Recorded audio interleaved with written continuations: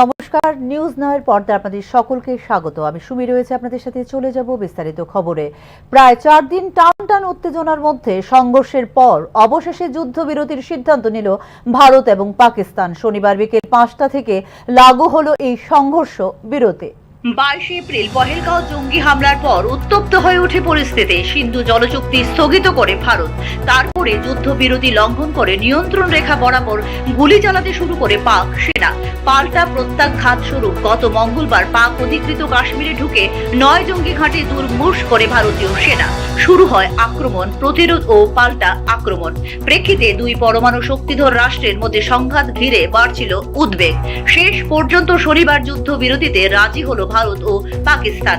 আমেরিকার president Donald Trump যুদ্ধবিরতির ঘোষণা করেন প্রথম। এরপর একে একে যুদ্ধবিরতির সিদ্ধান্তে শিলমোহর দেয় ভারত ও পাকিস্তান। তবে এই ক্ষেত্রে পাকিস্তানের তরফেই ফোন এসেছিল বলে জানিয়েছে ভারত। ভারত ও পাকিস্তান যুদ্ধবিরতিতে রাজি হয়েছে বলে প্রথম জানান ডোনাল্ড ট্রাম্প। এরপর ভারতের তরফে সংবাদ মাধ্যমের মুখোমুখি হন বিদেশ মন্ত্রকের সচিব বিক্রম মিশ্রি। দুপুর 3:35 ভারতের ডিজিএমও কে ফোন করেন পাকিস্তানের director general of military operations. পরে সাংবাদিক সম্মেলনে জানিয়েছেন বিদেশ মন্ত্রকের সচিব বিক্রম মিশ্রি। দুই পক্ষই এই সিদ্ধান্তে উপনীত হয় যে জলে, স্থলে এবং আকাশে গোলাগুলি এবং সামরিক পদক্ষেপ বন্ধ হবে শনিবার বিকেল 5টা থেকে। সেই মতো নির্দেশ দেওয়া হয়েছে দুই তরফেই। 12 মে দুপুর 12টায় আলোচনায় বসবেন ডিজিএমও রা বলে সাংবাদিক সম্মেলনে জানালেন Vikram Misri. Good evening, ladies and gentlemen. I have a very brief statement to make. Following that, as you know, there'll be a briefing by my colleagues from the military.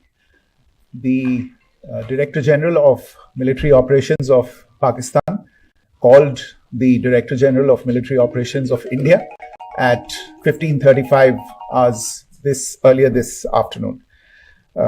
It was agreed between them that both sides would stop all firing and military action on land and in the air and sea with effect from 1700 hours Indian Standard Time today. Instructions have been given on both sides to give effect to this understanding. The Directors General of Military Operations will talk again on the 12th of May at 1200 hours. Thank you. Bharat পাকিস্তানের মধ্যে চলমান সংঘর্ষের চতুর্থ দিনে ছিল শনিবার। শুক্রবার রাতে জম্মু কাশ্মীর, পাঞ্জাব এবং রাজস্থানের থেকে গুজরাট পর্যন্ত 26টি অঞ্চলে আবার ড্রোন হামলা চালায় পাকিস্তান। যদিও এই হামলাকে ব্যর্থ করে দেয় ভারতীয় সেনাবাহিনী। যাই হোক, এত কিছুর মধ্যেও শনিবার বিকেল 5টা থেকে সংঘর্ষ বিরতির ঘোষণা করেছে ভারত। যদিও ভারতের প্রত্যাঘাতে কার্যত বিধ্বস্ত পাকিস্তান, যেন এক প্রকার শ্মশানপুরীতে পরিণত হয়েছে দেশটি। জায়গায় জায়গায় জারি করা হয়েছে রেড অ্যালার্ট। তবে এরই মাঝে গুরুত্বপূর্ণ এই সিদ্ধান্ত নিল ভারত। অপারেশন সিঁদুর এর অধীনে ভারতীয় সেনাবাহিনীর পদক্ষেপে রীতিমতো ভিত নড়ে গিয়েছে পাকিস্তানের একের পর এক সামরিক ঘাঁটি, একাধিক বন্দর, জঙ্গি ঘাঁটি গুড়িয়ে দিয়েছে ভারত। অপারেশন সিঁদুরের আকাশপথে অভাবনীয় সাফল্যের পর স্থলবাহিনীর পাশাপাশি জলপথেও অ্যাকশন শুরু করে ভারতের যুদ্ধ জাহাজ INS বিক্রান্ত। করাচিতে নৌ বন্দরে হামলা চলে সেই INS বিক্রান্ত থেকেই। অ্যাকশন চালিয়েছে ক্লাস ডেস্ট্রয়ার জাহাজও। করাচি ও লাহোরে আক্রমণের পর পুরো পাকিস্তানে জারি হয় ব্ল্যাক আউট। পাকিস্তানের 5টি শহরে এয়ার ডিফেন্স ধ্বংস হয়েছে বলে দাবি বিভিন্ন সংবাদ মাধ্যমের। পাকিস্তানের হামলার পাল্টা লাহোরে ড্রোন হামলা চালায় ভারত। জলন্ধরে দুটি পাক ড্রোন ধ্বংস করে দেয় ভারতীয় সেনা। পাকিস্তানের কোনো ড্রোন ছুঁতে পারেনি ভারতের মাটি। সেই নিরিখে প্রতিটি হামলায় ব্যর্থ হয়েছে পাকিস্তানের। ভারতীয় প্রতিরক্ষা মন্ত্রকের এই দাবি খারিজ করেনি পাক প্রশাসনও। স্বভাবতই দেশের অন্দরে বিরোধী তথা আমজনতার প্রশ্নের কাঠ গড়ায় পাক প্রশাসনের বিশ্বাস যোগ্যতা।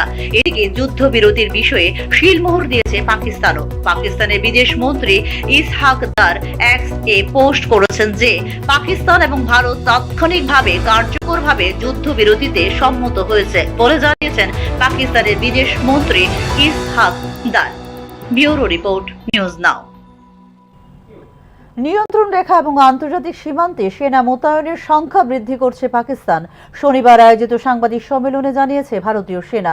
এক্ষেত্রে পাকিস্তানের টার্গেট হাসপাতাল, এমনকি স্কুলগুলিও বলে জানিয়েছে ভারতীয় সেনা।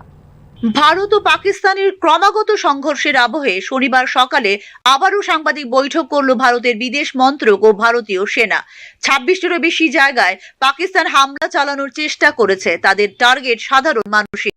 নিয়ন্ত্রণ রেখা এবং আন্তর্জাতিক সীমান্তে সেনা মোতায়েনের সংখ্যা বৃদ্ধি করছে পাকিস্তান বলে জানানো হয়েছে সাংবাদিক সম্মেলনে। পাকিস্তানি কর্মকাণ্ডে উস্কানিমূলক এবং উত্তেজনা বৃদ্ধির কারণ হয়ে দাঁড়িয়েছে। এর জবাবে ভারত দায়িত্বশীল এবং পরিমিতভাবে জবাব দিয়েছে বলে সাংবাদিক সম্মেলনে জানিয়েছে বিদেশ মন্ত্রক। পাকিস্তানি সেনাবাহিনী পশ্চিম সীমান্তে ক্রমাগত আক্রমণ চালিয়ে যাচ্ছে।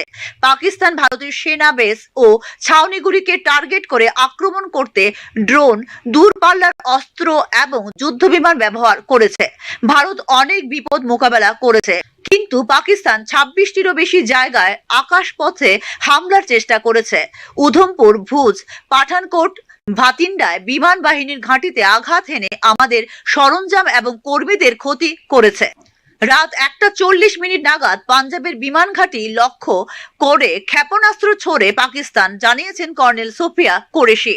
জম্মু কাশ্মীরের বিভিন্ন এলাকা ও পাঞ্জাবের বিভিন্ন স্থানের সাধারণ মানুষের জীবন বিপন্ন করার চেষ্টা করছে পাকিস্তান। শ্রীনগর, অবন্তিপুরা এবং উধমপুরে ভারতীয় বিমান বাহিনীর ঘাঁটি, হাসপাতাল এবং স্কুলগুলিতে হামলা চালানোর চেষ্টা চালিয়েছে পাকিস্তান বলে জানানো হয়েছে এদিনের সাংবাদিক সম্মেলনে। निंदनीय और अनप्रोफेशनल एक्ट के तहत पाकिस्तान ने श्रीनगर, अवंतीपुर और उधमपुर के वायु सेना अड्डों पर चिकित्सा केंद्र और स्कूल परिसर को निशाना भी बनाया, जिससे उसके द्वारा सिविल इंफ्रास्ट्रक्चर पर हमला करने की गैर जिम्मेदाराना प्रवृत्ति फिर उजागर हुई।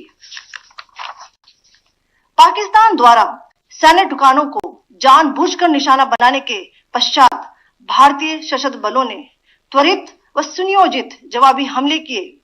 Technical installations, command and control centres, radar sites और हथियार भंडार को चुनकर निशाना बनाया गया। रफीकी, मुरीद, चकलाला, रहमियार खान, सुकूर और चुनिया स्थित पाक सैन्य ठिकानों पर एयर लॉन्च्ड सटीक हथियारों व लड़ाकू जेट से प्रहार किए गए। पसरूर स्थित रडार साइट और सियालकोट का एविएशन बेस भी प्रिसीजन एम्युनिशन से टारगेट किए गए। इन कार्रवाइयों के दौरान भारत ने कम से कम कोलैटरल डैमेज की क्षति सुनिश्चित, पाक सेना को काफी क्षति पहुंचाई। पाकिस्तान सेना के अग्रिम क्षेत्रों में सैनिकों की डिप्लॉयमेंट बढ़ती दिख रही है, जो स्थिति को और भड़काने की मंशा दर्शाती है। भारतीय सशस्त्र बल पूर्ण परिचालन तत्परता की स्थिति में है। अभी तक सभी शत्रुतापूर्ण कार्रवाइयों का प्रभावी ढंग से सामना कर উপযুক্ত জবাব দিয়া গয়া। পাকিস্তান ইচ্ছাকৃতভাবে বিমান ঘাঁটিগুলিতে লক্ষ্য করছিল। ভারতীয় সশস্ত্র বাহিনী দ্রুত এবং সুপরিকল্পিতভাবে প্রত্যাঘাত করে। ভারত সুপরিকল্পিতভাবে technical installation, command and control centres এবং অস্ত্র ভান্ডারগুলিকেই লক্ষ্যবস্তু করে।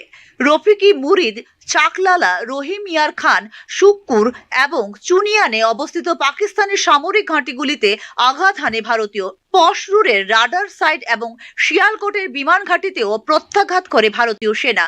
এই পদক্ষেপের সময় খেয়াল রাখা হয়েছে যাতে সমান্তরাল ক্ষয়ক্ষতি ন্যূনতম হয় বলে দিনের সাংবাদিক সম্মেলনে জানিয়েছে ভারতীয় সেনা। ভারতীয় সেনা দক্ষতার সঙ্গে সেই সব প্রচেষ্টা ধুলোয় মিশিয়ে দিয়েছে। ভারতীয় সেনাবাহিনী পাল্টা অভিযানের মাধ্যমে সপাটে জবাব দিয়েছে। কুপওয়ারা, বারামুল্লা, পুঞ্জু এবং আখনুরে কামান ও মর্টার দিয়ে গোলাবর্ষণের খবর পাওয়া গেছে। ভারতীয় সেনাবাহিনী আনুপাতিক প্রতিক্রিয়া দিয়েছে বলে জানানো হয়েছে সাংবাদিক সম্মেলনে। যুদ্ধ বিমান ব্যবহার করে পাকিস্তানি সামরিক স্থাপনায় বিমান হামলা চালানো হয়েছে। পাকিস্তান লাহোর থেকে উড়ে আসা অসামরিক বিমানগুলিকে মানব ঢাল হিসেবে ব্যবহার করেছিল। ভারতীয় সেনাবাহিনী সাধারণ নাগরিকদের নিরাপত্তা নিশ্চিত করে প্রত্যাঘাত করেছে বলে দিনের সাংবাদিক সম্মেলনে জানিয়েছে ইন্ডিয়ান আর্মি। দ্রুত এবং সুনিয়ন্ত্রিত প্রতিক্রিয়ায় ভারতীয় সশস্ত্র বাহিনী কেবলমাত্র চিহ্নিত সামরিক লক্ষ্যবস্তুতেই হামলা চালিয়েছে। এরই মধ্যে পাকিস্তান ভারতীয় S-400 সিস্টেম ধ্বংস করা নিয়ে সুরতগড় এবং সিরসায় বিমান ঘাঁটি ধ্বংসের দাবি সহ একাধিক ভুল তথ্য প্রচার করছে বলেও এদিনের সাংবাদিক সম্মেলনে জানিয়েছে উইং কমান্ডার ভূমিকা সিং।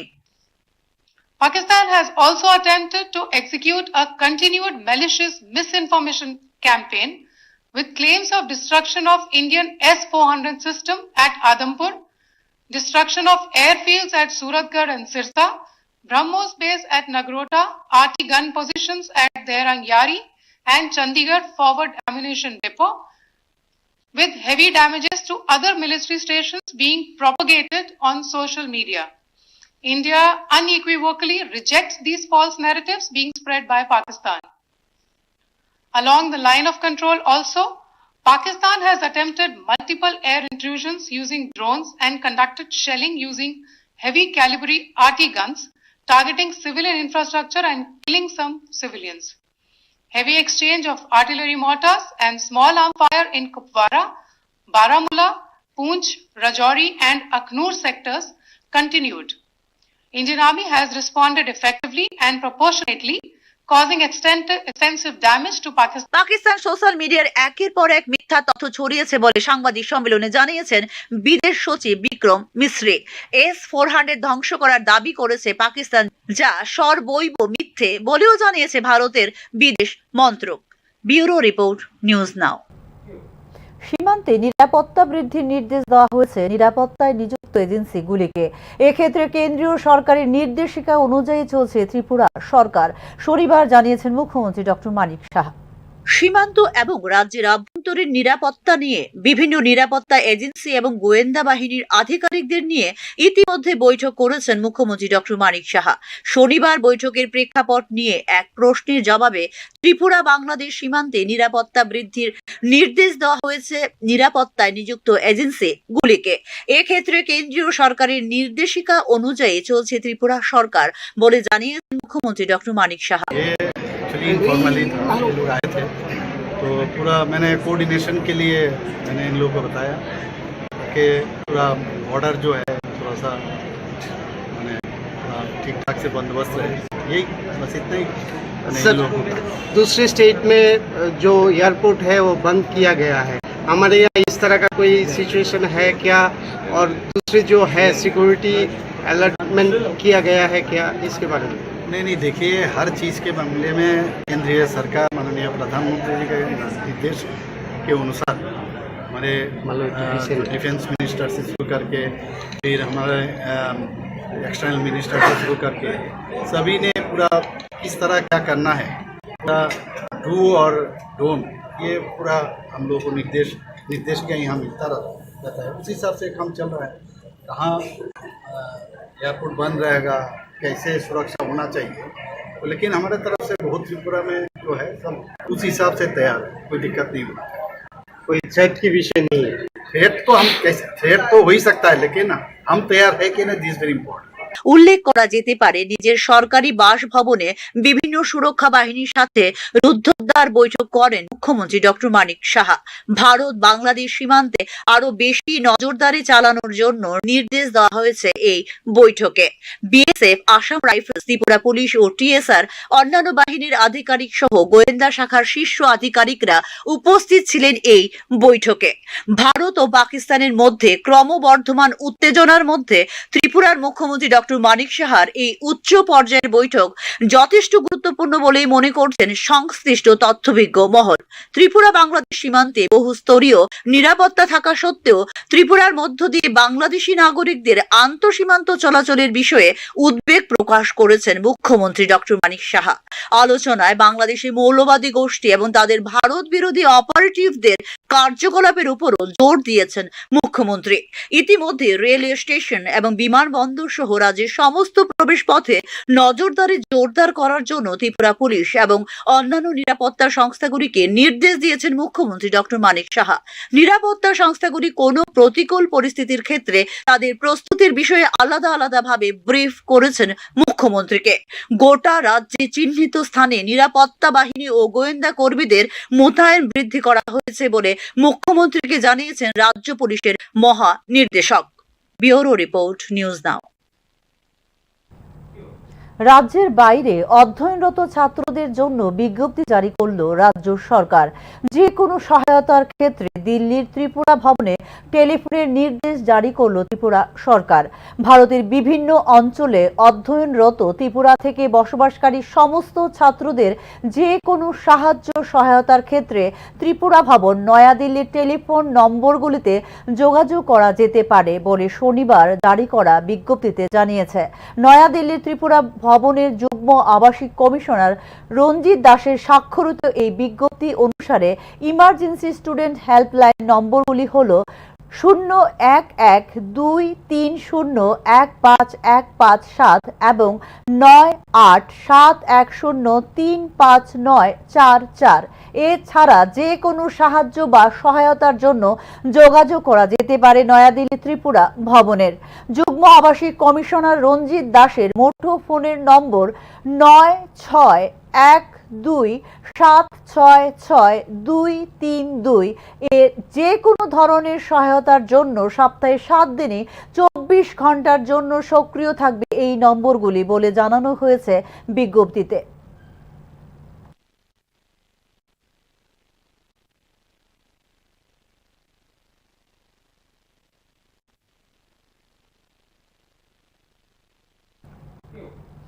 রাজ্যে একটি মেডিকেল হাব তৈরি করার লক্ষ্যে এগিয়ে চলেছে রাজ্য সরকার। তবে এই ক্ষেত্রে রাজনীতির কারণে রাজনীতি না করার জন্য বিরোধীদের উদ্দেশ্যে আহ্বান রাখলেন মুখ্যমন্ত্রী ডক্টর মানিক সাহা। রাজ্যে মেডিকেল হাব তৈরি করার লক্ষ্যে এগিয়ে চলেছে রাজ্য সরকার। এক্ষেত্রে তৈরি করা হবে হোমিওপ্যাথিক মেডিকেল কলেজ, নির্মাণ করা হবে চক্ষু সুপার স্পেশালিটি হাসপাতাল।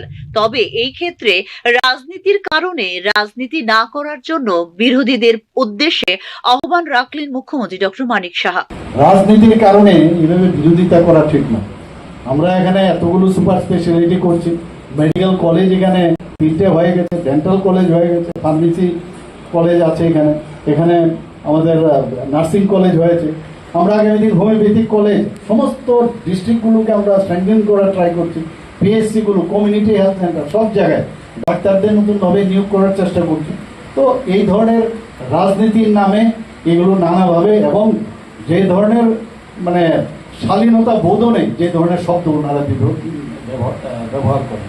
শনিবার শান্তিপাড়ায় চক্ষু চিকিৎসা শিবিরের আনুষ্ঠানিক উদ্বোধন করতে গিয়ে 2024-25 অর্থ বছরে মোট 4,08,000 মানুষকে মোট 518 কোটি টাকার ভাতা প্রদান করা হয়েছে বলে এদিন জানিয়েছেন মুখ্যমন্ত্রী। আপনার সময় যেহেতু বয়স্কদের মাঝে আমরা এসেছি, আমি জানি না আমি বয়স্ক হয়েছে কিনা, তবে এতটুকু বলবো যে বয়স্ক ভাতা 700 টাকা ছিল আগে, আমরা সেই জায়গার মধ্যে 2000 ভাতা আমরা করেছি।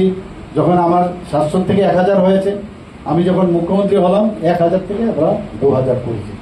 এবং সেখানে আজকে 2024-25 অর্থ বছরে এখন পর্যন্ত প্রায় 4,08,000-এর উপরে যারা বিভিন্ন বেনিফিশিয়ারি তারা কিন্তু এই ভাতাগুলো পাচ্ছে এবং তাতে করে প্রায় 518 কোটি টাকার উপর এখন পর্যন্ত ব্যয় হয়েছে।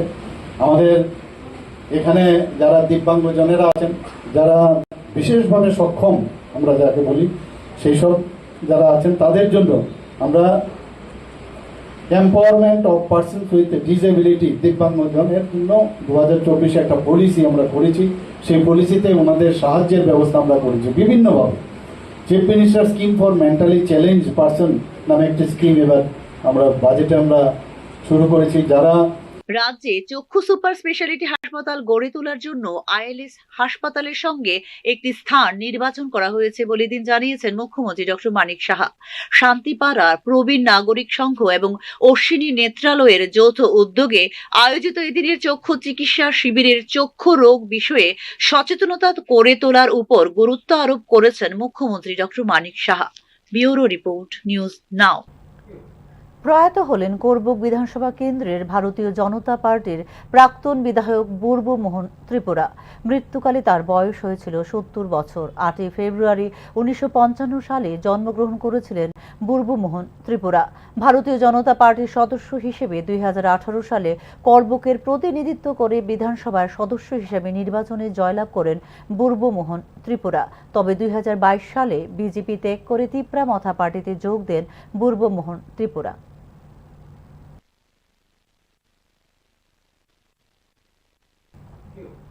শনিবার রাজ্যে অনুষ্ঠিত হলো জাতীয় লোক আদালত। এই ক্ষেত্রে মোট 40টি বেঞ্চে 21,410টি মামলা তোলা হলো নিষ্পত্তির জন্য।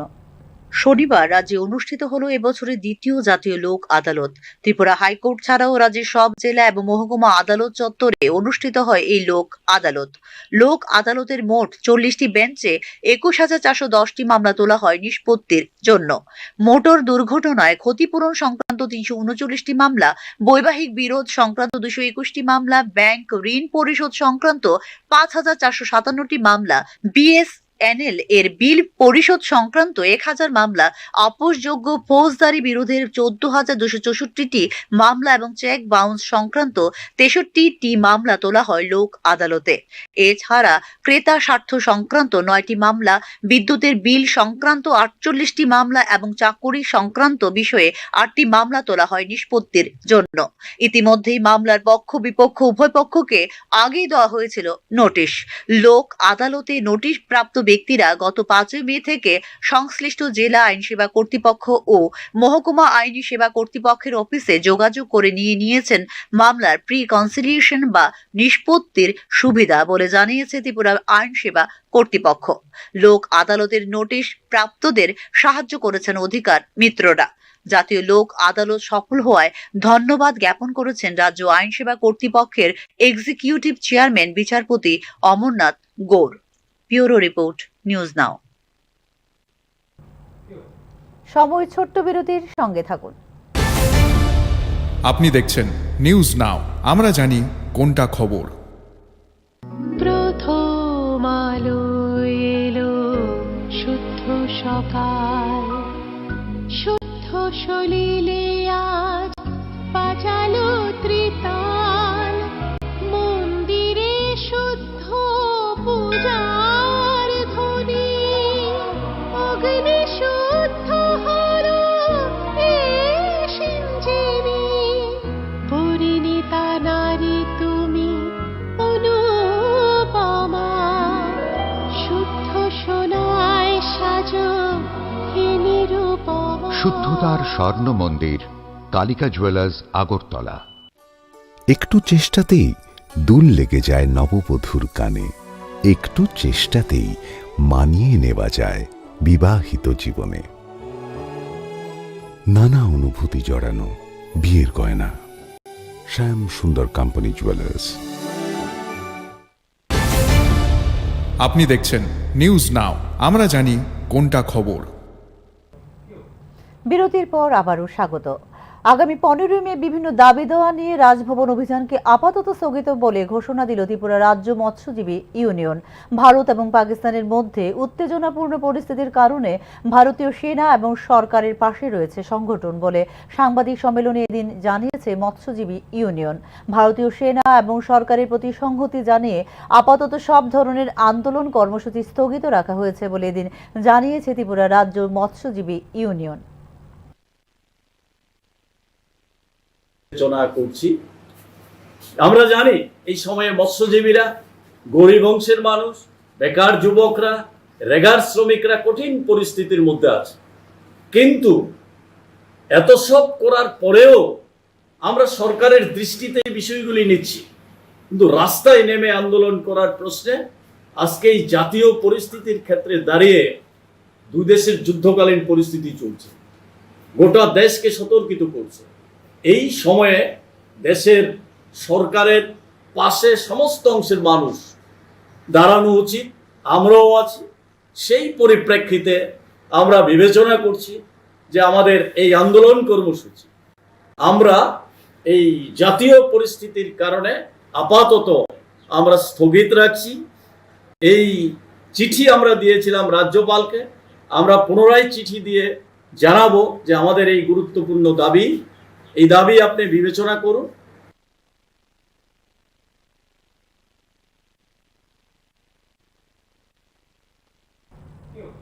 পানীয় জলে তীব্র সংকটে ভুগছেন সোনামুড়া মহকুমাধীন বক্সনগর ব্লকের অন্তর্গত এনসিনগর গ্রাম পঞ্চায়েতের মানুষ। হরঘর জল প্রকল্পে বাড়ি বাড়ি পাকা সাপ্লাই বসলেও সেগুলো থেকে আসছে না জল।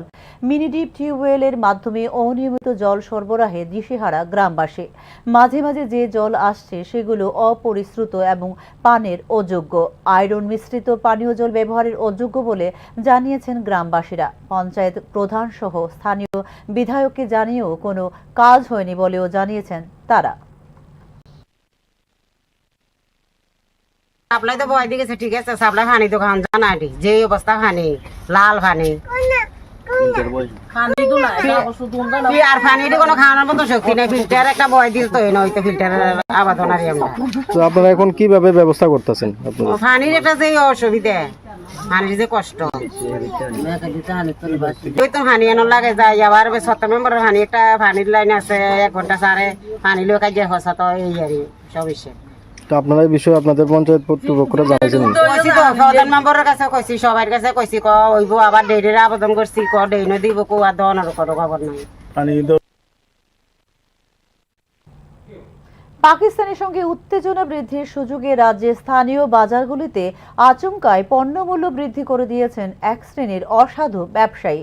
নিত্যপণ্যের পর্যাপ্ত মজুদ থাকা সত্ত্বেও চাল, ডাল, ভোজ্য তেলে প্রতি কুইন্টালে 100 টাকা, আলু পেঁয়াজের প্রতি কুইন্টালের দাম 200 টাকা বৃদ্ধি করে দিয়েছেন স্থানীয় ব্যবসায়ীরা। নিত্য প্রয়োজনীয় জিনিসপত্রের মূল্য বৃদ্ধি করতে মাঠে নেমে পড়েছে এক শ্রেণীর অসাধু ব্যবসায়ী। বহিরাজ্যের উৎসস্থলে মূল্য বৃদ্ধি সহ নানা মন গড়া অজুহাতে অসহায় মানুষের যথেচ্ছভাবে পকেট কাটতে শুরু করেছে অসাধু পাইকারি ও খুচরো ব্যবসায়ীরা। যদিও বাজারে নিত্য প্রয়োজনীয় জিনিসপত্র সন্তোষজনকভাবে মজুত রয়েছে, নেই কোনো সংকট। যুদ্ধ পরিস্থিতির সুযোগ নিয়ে আচমকা কোনো নিত্য প্রয়োজনীয় জিনিসপত্রের মূল্য বৃদ্ধি হলেও এক্ষেত্রে প্রশাসনিক নিষ্ক্রিয়তা নিয়ে প্রশ্ন তুলছেন সাধারণ মানুষ। ক্রেতা সাধারণের পকেট কাটা শুরু করলেও প্রশাসন ও খাদ্য দপ্তরকে কার্যকরী পদক্ষেপ নিতে দেখা যায়নি বলে অভিযোগ ক্রেতা সাধারণের। আর সেই সুযোগ কাজে লাগিয়ে অপারেশন সিন্দুর শুরু হতেই অসাধু ব্যবসায়ীরা নিত্য প্রয়োজনীয় জিনিসের মূল্য বৃদ্ধি নিয়ে নেমে পড়েছে ফাটকা বাজিতে। শুধু আগরতলা নয়, গোটা রাজ্যের কোন বাজারে যাতে যুদ্ধ পরিস্থিতিতে মূল্য বৃদ্ধি না ঘটে সেই ব্যবস্থা অবিলম্বে খাদ্য দপ্তরকে নিতে হবে বলে মনে করছেন রাজ্য সাধারণ মানুষ। আগরতলার মহারাজগঞ্জ বাজারে পাইকারিতে মসুরি ডাল প্রতি কিলোতে 1.5 টাকা থেকে 2 টাকা বৃদ্ধি করা হয়েছে।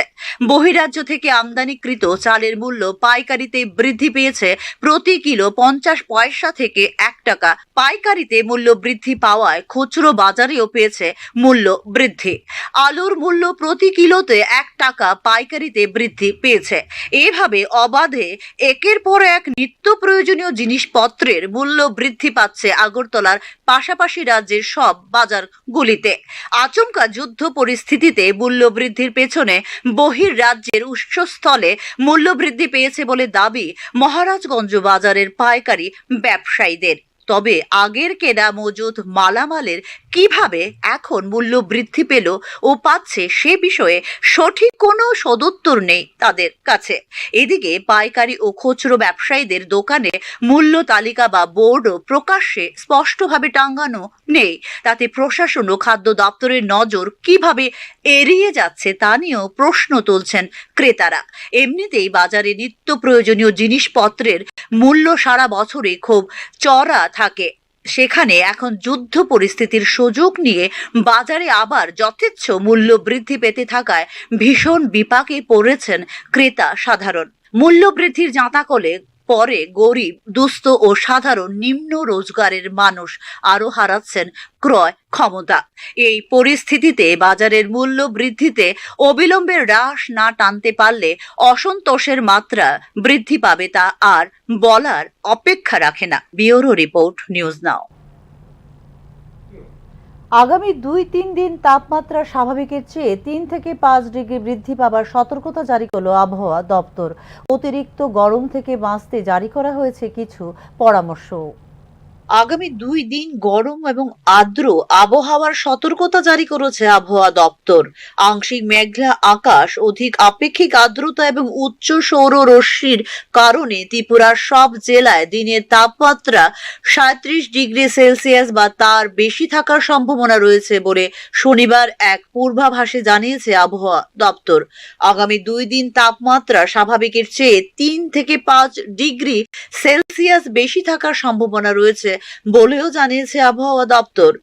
আর্দ্র আবহাওয়ার প্রভাব কমানোর জন্য সতর্কতামূলক পরামর্শ জারি করেছে আবহাওয়া দপ্তর। রোদে বের হওয়া এড়িয়ে চলতে, তৃষ্ণা না পেলেও পর্যাপ্ত জল যতবার সম্ভব পান করা, হালকা ওজনের এবং হালকা রঙের ঢিলেঢালা এবং ছিদ্রযুক্ত সুতির কাপড় পরিধান করতে, প্রতিরক্ষামূলক চশমা ব্যবহার করতে সাধারণ নাগরিকদের পরামর্শ দিয়েছে আবহাওয়া দপ্তর। ভ্রমণের সময় সাথে জল নিয়ে যাওয়া, ওআরএস ব্যবহার, ঘরে তৈরি পানীয় যেমন লস্যি, লেবুর জল, বাটার মিল্ক ইত্যাদি ব্যবহারের মাত্রা বৃদ্ধি করার দেওয়া হয়েছে পরামর্শ। তাছাড়া লেবুর জল, ঘরে তৈরি পানীয় ব্যবহারের মাধ্যমে শরীরকে হাইড্রেট রাখার উপর দেওয়া হয়েছে গুরুত্ব। ব্যুরো রিপোর্ট, নিউজ নাও। এখনকার মতো সংবাদ এই পর্যন্তই। নমস্কার, শুভরাত্রি।